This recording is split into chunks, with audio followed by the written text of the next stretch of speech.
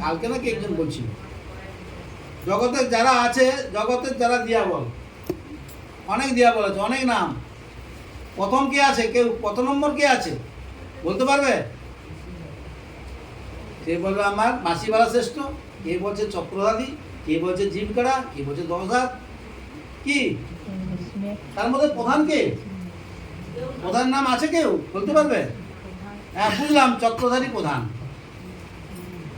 তাহলে চক্রধারী প্রধান যদি হবে, তার তো মূর্তি, তার তো ছবি আছে, কি বলে ছবি পাওয়া যাচ্ছে, দেখা যাচ্ছে তাকে।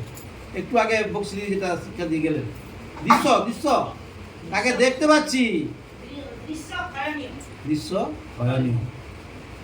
তাহলে সেই ব্যক্তি প্রথম নয়, যে ব্যক্তি অনন্তকাল স্থায়ী, তাকে চোখে দেখা যাচ্ছেন, সেই পরমেশ্বর পিতা,